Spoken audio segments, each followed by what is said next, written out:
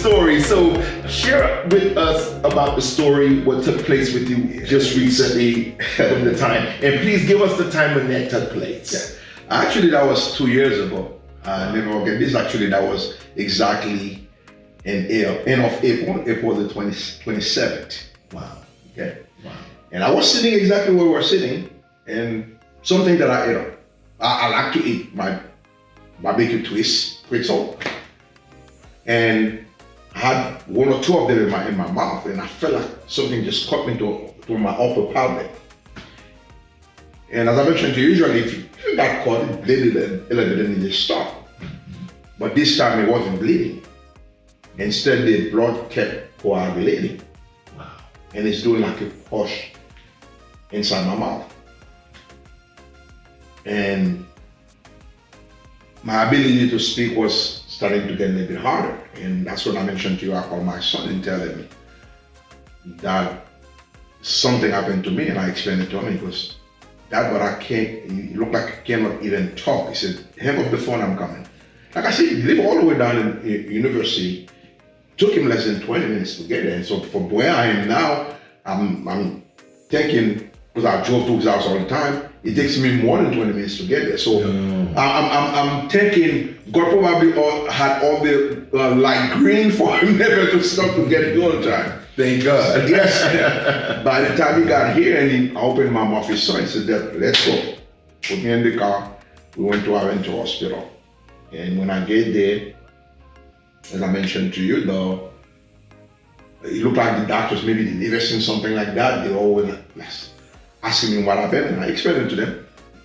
And then one of the specialists came in and said, "Sir, we need you to sign some papers because we have to intubate you." Why? Because if you don't do it, your airway is going to be blocked. And I vividly remember, and deep in my head, I said, "God, it's in your hand." And I signed the papers. I said, "Well, do what you have to do." Now, in the process, whoever was doing the procedure,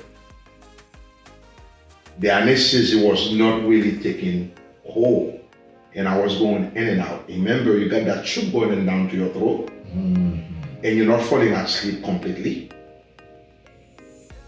And now I start vomiting blood. Once that happened, now everything just out of what? My blood pressure. Now it become a question now. Am I going to have a heart attack? Am I going to have a stroke? That episode right here led me to ICU, where I spent 72 hours. I didn't know anything. As a matter of fact, I didn't mention that to you when I woke up. That was on Saturday. I went there on Wednesday. On Saturday when I woke up. Wow, those and days. Yes, wow. And wow. One of my cousins, actually a nurse, come to see me, and we kind of pretty close. And she said to me, "Don't scare me like that again. What's going on? What you doing to me?"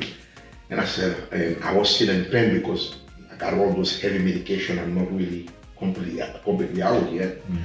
And I said, "Well, I don't know." I said, "I don't know how I ended up here. This is what I was doing, but that's what happened." And she said to me, "Do you know what day it is?" To me, because I went on Wednesday, I'm thinking, "Yeah, today is Thursday."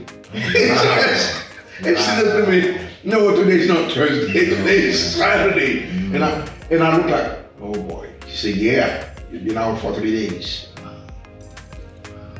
And then that's when my doctor came in and he started talking to me. He said, "Well, the worst is almost over, but your blood pressure is still not quite on point yet.